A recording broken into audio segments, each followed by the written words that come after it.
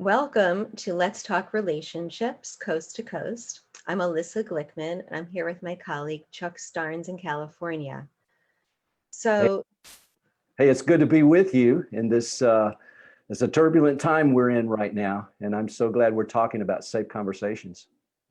yes, exactly. So, today we've decided to take a little bit of a different direction. Rather than focusing on a specific couple and some of the situations in their relationship, we feel that it would be helpful to discuss the idea of relationships in general and how difficult it can be to talk with people that are different from us. In fact, the creator of Safe Conversations and Imago Therapy, Harville Hendricks, often says talking is the most dangerous thing people do. And I really think that these days we're really impacted by that. What do you think, Chuck? Well, we are, and I'm asking myself the question: how did we get to the place where we're seeing what we're seeing today? How is it possible for us to find ourselves being able? Here's what we're seeing: we're being able to dish out such emotional abuse toward other members of the human race. You know, on the surface, that just doesn't make sense. But we are therapists, and as we want to offer a perspective, because when we start to understand what's happening to us unconsciously as a nation, it makes perfect sense. Um, our whole democracy is based on the fact that we all bring different views to the table, and that's a given. We're all different. So what happened? This wonderful process in this experiment of our nation of co-creation and mutual purpose and democracy, it's all broken down because because of polarization, uh, the polarization we're experiencing today. And we learned that if we can't resolve normal conflicts, those things get bigger and we get stuck. We get into a place where we're self-absorbed. We're seeing only our own perspective. And whenever we encounter someone with a differing point of view, it is literally traumatizing. And that's when we can become reactive and we go further into our own self-absorption. And pretty soon, it doesn't feel safe to talk. Like you said, Elissa, quoting Harville Hendricks, talking becomes the most dangerous thing we do. And the thing about it is, this polarization, if we let it continue, it results in objectification. We lose empathy for each other, and we're no longer in touch with what the other person is experiencing or feeling. And then when that happens, we basically degrade someone to the status of a mere object. And listen, here's the tragedy of that. When people become objects, we can treat them any way we want. We can criticize them, we can label them, we can berate them, we can abuse them. Mhm. And tragically, that seems what's happening in our nation today. And Right, the whole world's watching us. right. And Chuck, even at a smaller scale, this has been going on for some time. This, where we can't hear each other, where we're so divided. So we're seeing people can't relate to each other in work environments, in communities, in families that have different perspectives. They don't even want to see people that have different perspectives on the holidays, couples. So, what we've seen in our work is that the structured dialogue that that we learned and that we teach in our work and that we teach in our workshop provides a foundation to have safe conversations. Hence, it's called Safe Conversations, which is so apropos. So, how does it do that? So, what happens is we really slow down the communication and we allow. So, Harville Hendricks says that the brain has different parts, and there are parts of the brain that are there to protect us in danger. So, when we're in danger, we can be very reactive. So when we create a conversation that we know is structured and how it's going to go, that predictability allows the brain to start to feel like, okay, I can handle this. I don't have to go into attack or defense mode. I can listen. I can listen. It's okay. It's safe to hear another perspective. So the structure of the dialogue, it's three parts.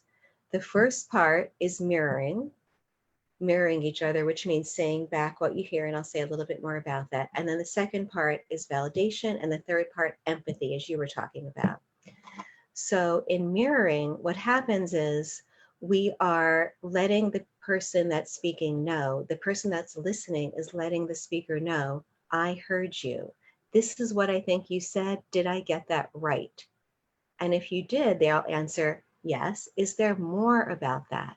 I want to hear more of your perspective. I want to get to know you more. I don't need to interject my position at this point. We're speaking one at a time in the structured way. Very good. Wow. And Elissa, you made that point just before you started talking about the mirroring, that as long as the problem's out there somewhere, we can kind of watch it on TV. It maybe cause anxiety, but it's not out there. It's coming into our families. It's coming into our generational differences. It's coming into our racial relationships. The gap is appearing everywhere. And what you just said, beginning with have the safe conversation gives us hope. And as you said, the mirroring, it starts with mirroring. And like Harville Hendricks' wife, Helen McKelly Hunt, says, we only hear about 13% of what another person's saying when we're talking to them, because we're too busy, like you said, wanting to interject our own thoughts.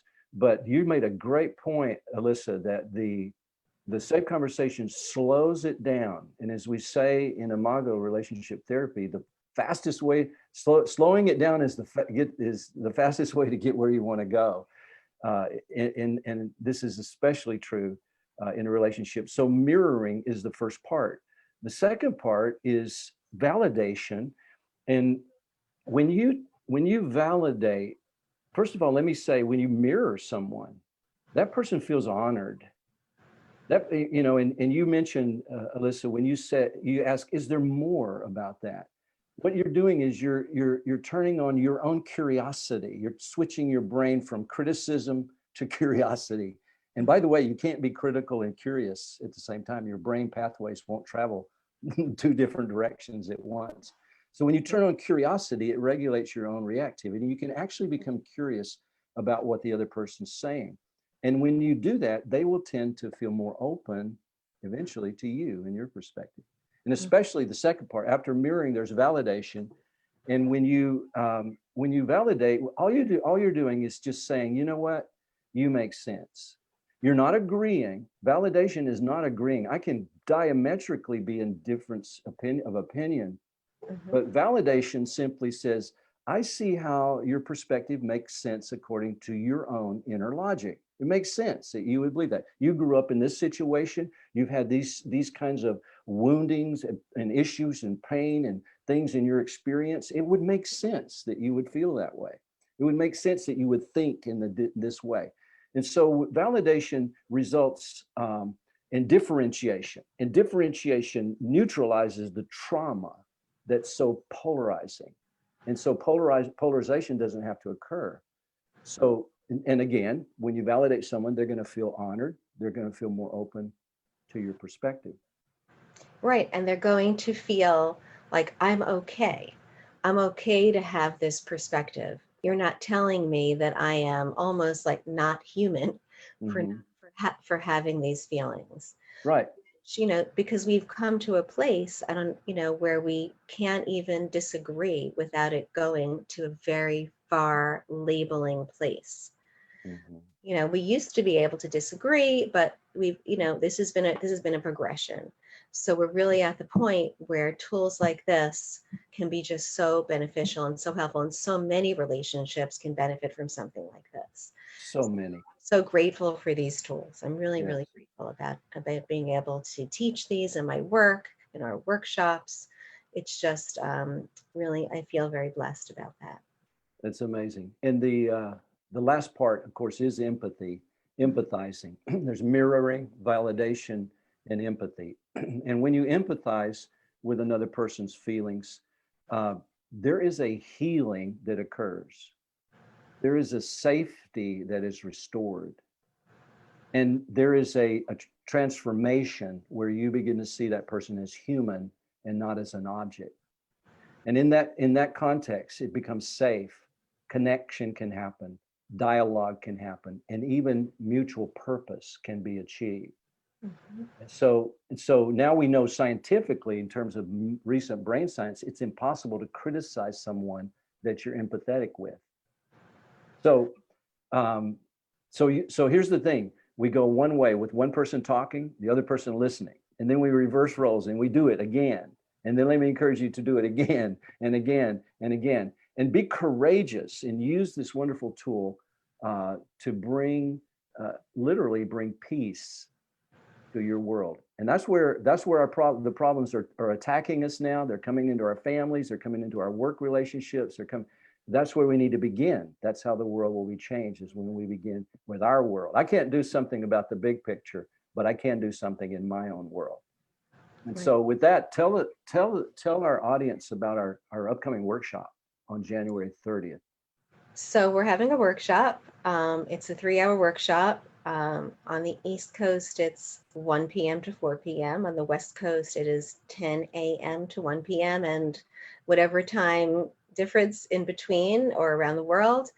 And we're really excited to meet many of you and really share this work where you get to practice it in your own relationship. So you could bring in your partner, spouse, your child, a colleague, a friend. It's all appropriate, and you get to practice the same tools, which can be used, in other relationships as well once you learn them. So it's about healing one relationship at a time, right? That's right. Well, and we hope to see you there. So we're going to put the link in in the message or the comment section, and we look forward to seeing you this time next Wednesday. Thank you. Thank Have a you. good week. Have a safe, peaceful week. Have a safe, peaceful week, and keep not only talking, keep listening. Yes.